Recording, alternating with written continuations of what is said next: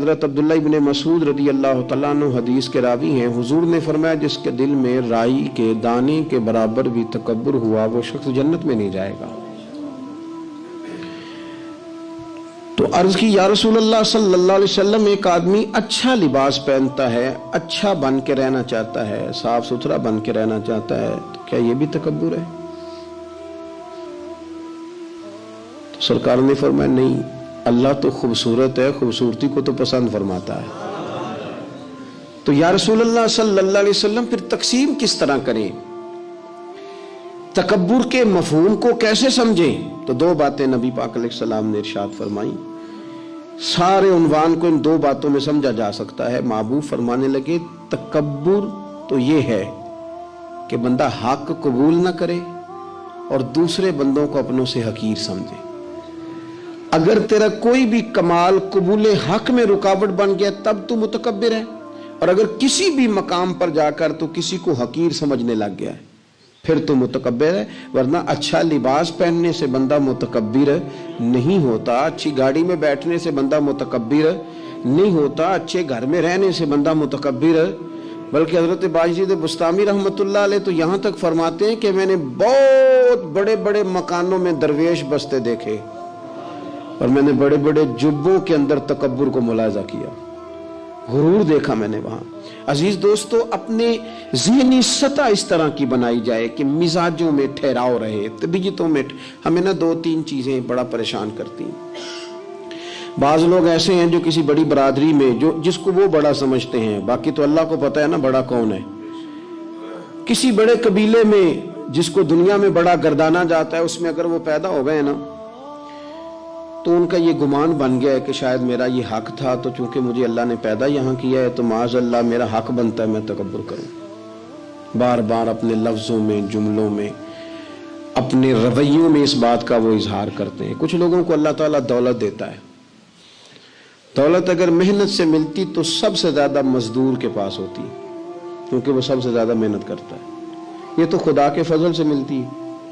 اب جس کو مل جاتی ہے وہ سمجھتا ہے مجھے ملنی ہی چاہیے تھی، ملنی چاہیے تھی، اب وہ کسی تکبر کا شکار ہو جاتا ہے۔ حالانکہ مالک بڑا بے پرواہ ہے۔ صبح کے تخت نشین شام کے مجرم ٹھہرے، ہم نے پل بھر میں نصیبوں کو بدلتے دیکھا۔ ایک منٹ لگتا ہے انسان کمزور ہو جاتا ہے۔ تو لوگ دولت کے زور پر اپنے آپ کو تکبر کا شکار کر لیتے ہیں، اور بعض لوگوں کو اللہ تعالیٰ اپنے فضل سے علم عطا کرتا ہے، اور اس سے مراد صرف دینی علم ہی نہیں، اگر کسی کے پاس کوئی دنیاوی ڈگری ہے، دنیاوی، میں بڑے ادب سے عرض کروں گا، میں بڑے زمانے سے کچھ نہیں تو مجھے 20 سال ہو گئے ڈاکٹروں کا چکر لگاتے، والد صاحب بیمار تھے، والدہ بیمار تھیں، خود جانا پڑا، کبھی بچوں کو لے کے جانا پڑا۔ میں نے لہجوں میں بعض جگہ پہ غرور دیکھا، لہجوں میں، یعنی ڈاکٹر کے دو میٹھے بول نہ بندے کی طبیعت ٹھیک کر دیتے ہیں، لیکن وہ اس کے لہجے میں، اب چونکہ وہ ڈاکٹر ہے اور جناب مجھے تکلیف ہے، میں ذرا جلدی چیک کرانا، سب کو تکلیف ہی ہوتی ہے، سارے تکلیف سے ہی آتے ہیں، باہر بیٹھو دیکھ لیتے ہیں۔ علم اس کا نام ہے کہ دوسروں کو جاہل سمجھا جائے؟ علم اس کا نام ہے کہ آپ کو شعور ہی نہ آئے؟ علم تو آگہی سکھاتا ہے۔ اگر کوئی عالم ہو کر اپنی ماں کے پیر نہیں دباتا تو پھر اس کے علم نے اسے کچھ بھی نہیں سکھایا، اس کے علم نے اسے کچھ بھی نہیں بتایا۔ اگر عالم ہو کر اپنے باپ کا حیا نہیں کرتا تو پھر یہ کورس ہے، اس نے لفظ سیکھے ہیں ایڑے ترچے، اسے سمجھ نہیں آئی لوگوں سے پیار کیسے کرنا تھا۔ آپ کی چیزیں آپ کے اندر روشنی پیدا کریں، آپ کا شعور آپ کو تازہ کرے۔ دیکھیں نا، جتنا پھل زیادہ لگ گیا ٹہنی اتنی جھک گئی۔ حضرت عبداللہ بن عمر رضی اللہ تعالیٰ عنہ اور حضرت عبداللہ بن عمر دونوں بیٹھے تھے۔ ایک صحابی ہیں عبداللہ بن عمر بن عاص رضی اللہ تعالیٰ عنہ، اور ایک سیدنا فاروق اعظم کے بیٹے ہیں جن کو عبداللہ بن عمر کہا جاتا ہے، دونوں بیٹھے تھے۔ عبداللہ بن عمر اٹھ کے چلے گئے تو عبداللہ بن عمر نے رونا شروع کر دیا، دیر تک روتے رہے۔ اللہ کرے کسی کو کوئی ایسا یار ملے جسے مل کے بندہ روئے۔ ایک واری میریاں اکھیاں چوں اونا نے اتھرو پونجے سن، ہن تے چسکا پہ گیا رونے دا، تے ہر ویلے آ ہو زاری دا. وہ چلے گئے اور انہوں نے رونا شروع کر دیا. روتے جا رہے ہیں. بچوں نے کہا کیوں روتے ہو؟ کہنے لگے یار وہ عجیب بات بتا گیا ہے. وہ کہتا ہے میں نے حضور علیہ السلام سے خود سنا ہے کہ جس کے دل میں رائی کے دانے کے برابر تکبر ہو جنت میں نہیں جائے گا. روتا ہوں، انسان ہوں، کبھی کوئی بات ہو ہی جاتی ہے، کبھی کوئی پریشانی ہو ہی جاتی ہے. پھر اپنے ارد گرد والوں سے کہنے لگے دعا کرو رب عاجزی کی توفیق دے دے، اللہ بڑے بول سے بچا لے. عزیز بھائیوں، مزاجوں کے اندر حضرت شیخ سعدی رحمت اللہ علیہ، میں نے کچھ لوگوں کو دیکھا ہے اگر کوئی نیک کام کر لیتے ہیں نا تو پھر وہ کہتے ہیں چونکہ میں نے کیا لہذا ساری دنیا فوراً یہ کرے. آپ یہ کیوں نہیں سمجھتے کہ رب نے آپ کو توفیق دی ہے تو آپ عاجز ہو جائیں اللہ کے بندے، آپ عاجزی اختیار کریں. وہ کہتے ہیں چونکہ میں کرتا ہوں لہذا میں اب اتنا بڑا آدمی ہوں تو فلانے فلانے فلانے فلانے بندے تو ٹھیک ہی نہیں. حضرت سعدی شیرازی کہتے ہیں کہ تہجد کا ٹائم تھا. پرانے زمانے میں نا لوگ مسافر اکثر رات مسجدوں میں آ کے گزارتے تھے، تو کہتے ہیں مسجد میں لوگ سوئے ہوئے تھے سارے، تہجد کا ٹائم تھا، میں تہجد کی نماز پڑھ رہا تھا، میرے والد بھی ساتھ تھے. تو میں نے اپنے ابا جی سے کہا یہ دیکھو کتنے بد نصیب ہیں، نفلوں کا ٹائم ہے اور یہ سوئے ہوئے ہیں، کتنے بد نصیب ہیں، میں تہجد پڑھ رہا ہوں، اللہ اللہ کر رہا ہوں، یہ سوئے ہوئے ہیں. تو فرماتے ہیں میرے والد کہنے لگے کاش تو بھی سویا ہی رہتا، لوگوں کے کپڑے تو نہ پھاڑتا، کاش تو بھی، تیرا سونا ہی بہتر تھا، اس تہجد سے تو سویا ہی رہتا تو بہتر تھا، کپڑے تو نہ پھاڑتا لوگوں کے. او خدا کے بندے اگر تو نے پڑھی ہے تو تیرا اور رب کا رشتہ ہے، اس کی بنیاد پر تو دوسروں کو حقیر جاننے لگ گیا ہے. اس کی بنیاد پر علم پڑھے دا مان نہ کریے ماتا کھی میں پڑھیا، او جبار کہار کہاوے متے روڑ دے میں دودھ کڑیا. تھوڑا سا اپنے طبیعت میں عاجزی پیدا کر. یہ تو دیکھیں نا کتنے بڑے بزرگ ہیں، حضرت فضیل بن عیاض، 60,000 لوگوں نے حج کیا، حضرت کے بھی وہ حجوں میں بہت 21واں 22واں حج تھا. کسی نے پوچھا حضور اس سال حج کے بارے میں آپ کا کیا خیال ہے؟ تو آپ فرمانے لگے جتنے بھی حاجی آئے سارے نیک تھے، حج ضرور قبول ہوگا، اور اگر کسی وجہ سے کوئی کمی رہ گئی تو وہ میری نحوست کی وجہ سے رہ جائے گی، اس لیے کہ ان میں سب سے زیادہ گناہگار میں ہی ہوں، میری وجہ سے کوئی رہ گئی تو رہ گئی، ورنہ تو امید ہے خدا فضل ہی فرمائے گا. آپ کے مزاج میں جب عاجزی ہوتی ہے کہ نا، اگر آپ کسی مقام پہ فائز ہیں تو وہ تو اللہ نے دیا آپ کو، تو اب تو آپ کو اس مقام پر جا کے بھی عاجزی ہی کرنی چاہیے تھی، اور اگر آپ وہ عاجزی نہیں کر رہے تو اس کا مطلب ہے آپ بہت ساری خطاؤں کا شکار ہیں. ہمارے زمانے میں نا ایک رواج آیا ہے کمزوریاں بیان کرنے کا، اور کمزوری اکثر وہ بندہ بیان کرتا ہے جو اپنے آپ کو کچھ سمجھتا ہے. لوگ ایک دوسرے کی کمزوریاں ڈسکس کرتے ہیں، بلکہ پہلے تو لوگ لوگوں کی کمزوریاں بیان کرتے تھے، اب جماعتیں جماعتوں کی کمزوریاں بیان کرتی ہیں، اب پارٹیاں پوری پارٹیوں کی کمزوری. بات اتنی اجتماعیت تک چلی گئی کہ سوچے محدود سے محدود تر ہو گئی. اللہ تعالیٰ نے ایک دفعہ حضرت موسیٰ کلیم اللہ علیہ السلام سے فرمایا کہ آپ کی قوم میں جو سب سے نیک آدمی ہے نا اسے ڈھونڈ کے میری بارگاہ میں لائیں. حضرت موسیٰ علیہ السلام نے نا جس کو سب سے زیادہ نیک سمجھتے تھے اسے اللہ کے حضور پیش کیا، مالک یہ سب سے زیادہ نیک ہے، جسے حضرت موسیٰ کلیم نیک کہیں، وہ کتنا کو نیک ہوگا، یا اللہ یہ نیک ہے. حضرت موسیٰ علیہ السلام سے رب کریم نے فرمایا اب اس بندے کی ڈیوٹی لگاؤ کہ یہ اس قوم میں جو سب سے گناہگار ہے وہ بندہ ڈھونڈ کے لائے. اگر یہ ڈیوٹی ہماری لگتی تو پھر تو اللہ خیر کرے، سارے گناہگار تھے ماں سوائے میرے، خدا مجھے ایسی خدائی نہ دے کہ اپنے سوا کچھ دکھائی نہ دے. جناب اس کی ڈیوٹی لگائیں، حضرت موسیٰ کی گواہی ہے یہ سب سے زیادہ نیک ہے، اس کی ڈیوٹی لگائیں یہ سب سے گناہگار بندہ ڈھونڈ کے لائے. آپ نے ڈیوٹی لگا دی تو وہ عرض کرنے لگے حضور 3 دن کی مہلت دے، میں بندہ ڈھونڈتا ہوں. 3 دن 3 راتیں گزر گئیں، آنے کا وقت آیا تو اسی نیک آدمی نے کیا اپنے گلے میں رسی ڈالی، اور اپنے ہی ہاتھ سے پکڑ کے لا کے حضرت موسیٰ کلیم کے دست مبارک میں دے کے کہا حضور 3 دن کوشش کی ہے، سب سے زیادہ گناہگار میں ہی ہوں۔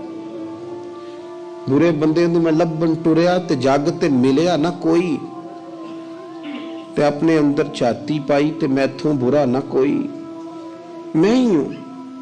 تو حضرت موسیٰ کلیم علیہ السلام فرمانے لگے یہ تو نے کس طرح تجزیہ کیا؟ عرض کی حضور بعض لوگوں کی نا چھوٹی موٹی کوتاہیاں میرے سامنے تھیں، اس پر میں نے غور کیا، لیکن ان کی غلطیاں یقینی نہیں تھیں، میرا گمان ہی تھا، پورا مجھے یقین نہیں تھا کہ یہ غلطیاں ہیں، لیکن جو میری غلطیاں تھیں ان کا مجھے پورا یقین تھا کہ یہ ہیں۔ کسی کی غلطیاں میرے سامنے یقینی نہیں تھی، اپنی کوتاہیاں میرے سامنے یقینی تھیں، اور جو زیادہ یقینی چیزیں تھیں نا اس پر جب میں نے غور کیا تو پھر میں سمجھا کہ اس بستی میں سب سے گناہگار میں ہی ہوں۔ آپ مجھے نا بتائیں اب میرے لیے آپ نے کیا کرنا ہے؟ جناب موسیٰ وہیں کھڑے تھے تو رب کریم نے حضرت موسیٰ سے کلام فرمایا، وحی فرمائی، فرمایا میرے کلیم اس کو جو سب سے زیادہ فضیلت ملی ہے وہ نمازوں کی وجہ سے نہیں ملی، یہی اس کی عاجزی ہے جس کی وجہ سے رب نے سب سے زیادہ فضیلت عطا فرمائی۔ یہ اس کے ذہن کے اندر بات ہے جس سبب سے اللہ تعالیٰ نے اسے یہ اعزاز دیا۔ تھوڑا سا نا چیزوں کو سمجھا جائے، انسان اپنی ذہن سازی کرے، اپنے اوپر غور کرے۔ ہم اپنے آپ کو 2 4 5 چیزیں دیکھ کے تسلیاں دے کے بیٹھ جاتے ہیں کہ نہیں نہیں چھوڑ، تو ساری دنیا اتنی خراب ہے، تو فلانی نیکی بھی کرتا ہے۔ اس سے نا انسان کی روحانی زندگی کمزور پڑ جاتی ہے، اس کے افکار پہ میل کچیل چڑھنے لگ جاتی ہے، وہ آہستہ آہستہ کمزور ہونے لگ جاتا ہے۔ کچھ بھی فرق نہیں پڑتا اگر طبیعت میں عاجزی آ جائے تو کوئی فرق، مثلا کیا ہو جائے گا اگر کوئی شخص تھوڑا بہت اگر کام کر لے، اگر کسی وقت وہ کوئی عاجزی اختیار کر لے تو اس سے فرق پڑ جائے گا۔ اور میں نے دیکھا سوسائٹی کا یہ ماحول بن گیا، وہ جناب تسا شاہ پر چکے ہے، اور بڑے اور انداز میں لوگ بات کرتے ہیں، اپنی طبیعتوں پہ بوجھ ڈالا جائے۔ ہمارے ہاں نا ایک لمبی لسٹ ہے ان لوگوں کی جن کی وجہ سے ان کے اپنے تکلیف میں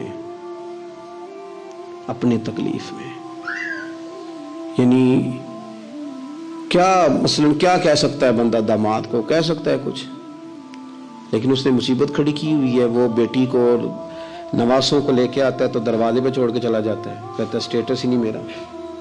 میں ایک جنازے پہ چلا گیا تو قبرستان میں ایک فیملی میں کسی کا انتقال ہو گیا، تو قبرستان میں ان کا داماد اپنے بردر اللہ سے سالے سے کہہ رہا ہے کہ وہ تم نے تو اپنے ابا کی قبر پہ تختی بھی نہیں لگائی، اتنے بھائیوں تختی بھی نہیں لگا سکتے۔ وہ کہنے لگا بھائی جان بس وہ مصروفیت رہی ہے، قبر تو پکی کرا دی تھی تو بس تھوڑے دنوں میں لگوا دیتے۔ وہ بیچارہ نا ادھر ادھر میری طرف بھی دیکھ رہا ہے کہ لوگ سن، اور وہ ڈھٹائی سے باتیں کیے جا رہا ہے کیونکہ وہ داماد ہے، ان کی بیٹی گھر ہے، مفت کی بلیک میلنگ ہے۔ وہ بندہ چلا گیا، میں نے اس کا بازو پکڑ کے سائڈ پہ کر لیا، میں نے کہا یار تجھے قبروں میں بھی اللہ نہیں یاد آیا؟ یہ مفت کی جو آزمائشیں ہم لوگوں کو ڈالتے ہیں نا، اس سے بچیں۔ بلا وجہ کہ جناب وہ مجھے پوچھا نہیں تو مجھے جناب دیا نہیں تو میری بھی کوئی حیثیت تھی، آپ اس طرح نہ گنوائیں۔ ان سے چیزیں چھلکتی ہیں، ان سے محسوس ہوتا ہے کہ آپ چھوٹے آدمی، اس سے محسوس ہوتا ہے کہ ہم کمزور پڑ گئے، ہم نے کس بنیاد پر لوگوں کو لوٹنا اور تاڑنا اور لتاڑنا شروع کر دیا۔ انسان ہوتا ہے، اور وہ جب ان چیزوں سے نکل جاتا ہے نا تو محسوس ہوتا ہے کہ وہ بندہ بڑا آدمی ہے کہ جو نہ اسے کوئی یہ پرواہ ہے کہ مجھے کوئی بٹھائے کہاں پہ، نہ اسے کوئی یہ ٹینشن ہے کہ کوئی یہ۔ میں نے دیکھا ہے بعض بڑے لوگ ان چیزوں سے ویسے نکل جاتے ہیں۔ حضرت عمر رضی اللہ تعالیٰ عنہ مال غنیمت کا اونٹ گم ہو گیا تو تلاش کر رہے تھے، تو ایک بندے نے کہا کسی غلام کو کہہ دیتے، فرمانے لگے میں بھی تو غلام ہی ہوں، میں بھی تو اپنے محبوب کا غلام ہوں، کسی غلام کو کہہ دیتے، اس کا کیا مطلب؟ اس لیے اس تکبر سے اپنے آپ کو بچا کے لوگوں کے لیے آسانی کی جائے، اپنوں کو پیار دیا جائے، اپنوں کو محبت دی جائے۔ جب آپ کسی سے پیار کریں گے، اعزاز دیں گے تو اس میں محسوس ہوگا کہ ہماری اپنی بھی کوئی شان ہے، عظمت ہے، ہم وزادار ہیں۔ دیکھیں میرے نبی پاک صلی اللہ تعالی علیہ وآلہ وسلم کے صحابہ حضور کا اتنا ادب کرتے تھے کہ نبی پاک صلی اللہ علیہ وسلم کے دروازے پر نہ پوری ہتھیلی سے دستک نہیں دیتے تھے، انگلی کے پوروں سے، ناخنوں سے۔ ادب ہے۔ وہ کسی نے کہا تھا کہ باب جبریل کے پہلو میں ذرا دھیرے سے ख्वाजा फखरुद्दीन फरमाते हैं, बाब जिब्रील के पहलू में जरा धीरे से फख्र कहते हुए जिब्रील को यूं पाया गया, हमने ना पलकों से दरे यार पे दस्तक दी है, क्योंकि जरा आवाज ऊंची हुई तो उम्र का सरमाया गया। सहाबा यूं अदब करते कि ऊंचा सांस नहीं लेते थे हुजूर की बारगाह। नबी पाक सल्लल्लाहु अलैहि वसल्लम के वजूद से वजू का पानी तो वो नीचे नहीं गिरेगा, वो नीचे थैलियां कर देते थे। आंखें हुजूर की बारगाह में नहीं उठाते थे। बाद से पूछा दाता हुलिया बयान कर दो, कहते थे इतनी जरूरत ही नहीं थी हुजूर को देख सके। वो इतना अदब करते, लेकिन नबी पाक सल्लल्लाहु अलैहि वसल्लम का उनके साथ मामला क्या था? जंगे बदर के लिए जब सवारियां जा रही थी ना, तो एक एक सवारी पे 3-3 लोग थे। तो इस्लाम मजहब बड़ा हसीन है ना, ये रहमत लिल आलमीन महबूब का पैगाम है ना। अब एक एक सवारी पे 3 बंदे बैठेंगे, तकलीफ होगी। तय ये पाया कि 2 बैठ जाएं, एक पैदल चले। नबी पाक सल्लल्लाहु अलैहि वसल्लम ने फरमाया मुझे भी 2 बंदे दे दो। नसीबा जागा सैयदना अबू लुबाबा का, हजरत अली उल मुर्तजा शेर खुदा का। ये दोनों रसूल पाक सल्लल्लाहु अलैहि वसल्लम के साथ हैं। अब एक दफा बारी हजरत अबू लुबाबा सरकार के पीछे बैठेंगे, मौला अली पैदल चल रहे हैं। उस शख्स का कमाल तो देखें जिसके हाथ में उस सवारी की लगाम है जिसके सवार मदीने वाले रसूल हैं सल्लल्लाहु ताला अलैहि वसल्लम। फिर बारी आई हजरत अली पीछे बैठे, लगाम हजरत अबू लुबाबा ने थाम ली। वो सुए लाल हजार फिरते हैं और तेरे दिन ए बहार फिरते हैं। नबी पाक सल्लल्लाहु अलैहि वसल्लम की सवारी की लगाम थामी हुई, बारी लग गई, हुजूर ने पैदल चलना है। क्यों हाथ बांधे हैं दोनों ने, अर्ज की हुजूर खादम जो हाज़िर हैं, मेहरबानी करें ना, आप बैठे ना, हम पैदल चलते हैं आपकी बारी। तो नबी पाक सल्लल्लाहु अलैहि वसल्लम का जो लहजा है इज्जत देने का, 2 जुमले हुजूर ने कहे।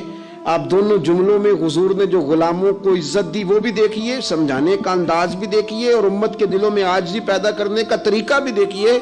हुजूर सैयद आलम अलैहिस्सलातु वस्सलाम फरमाने लगे तुम दोनों मुझसे ज्यादा ताकतवर हो, तुम ज्यादा ताकत रखते हो कि पैदल चलो, मैं भी चल सकता हूं।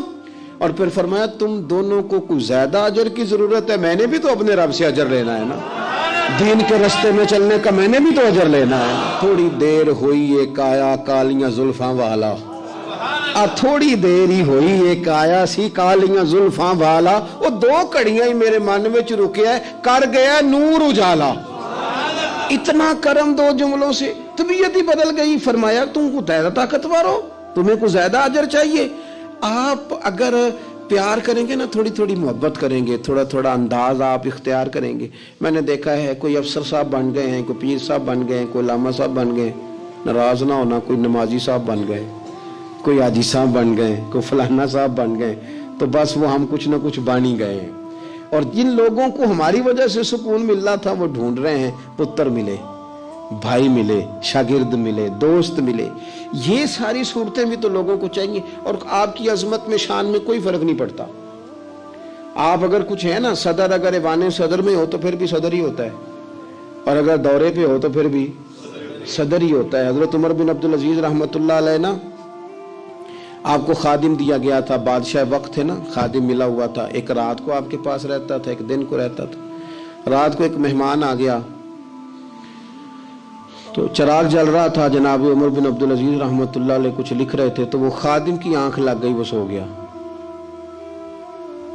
इंसान ही है ना, नींद आ ही जाती है, लेकिन वो आती है साहब को, चौकीदार को तो नींद आनी चाहिए। फिर साहब कहते हैं तो तनख्वाह का दी लेना है, तेनू रखिया का दे लिए, यही लफ्ज है ना जी। उसको तो नींद आनी चाहिए, ड्राइवर को तो नींद आनी चाहिए, वो तो नींद तो शायद सिर्फ मालिक के लिए, ड्राइवर के लिए थोड़ी है। तो उसकी आंख लग गई, उसे नींद आ गई खादिम को। हजरत उमर बिन अब्दुल अजीज, वो चिराग जल रहा था तो वो गुल होने लग गया, बुझने लग गया। मेहमान कहने लगा हुजूर मैं ठीक कर दूं। फरमाने लगे नहीं, मेहमानों से खिदमत नहीं लेते, खादिम को जगा दे। फरमाने लगे जागते रहता है, आज ही सो गया है, किसी वजह से थक गया हो। हजरत उमर बिन अब्दुल अजीज खुद उठ के गए, चिराग की बत्ती ठीक की, सलाई के साथ दोबारा जलाया, आके बैठ गए। अब जाहिर है कि बादशाह से मिलने को बादशाह ही आया होगा, कोई वजीर ही आया होगा, तो उसने अपने लेवल की बात की।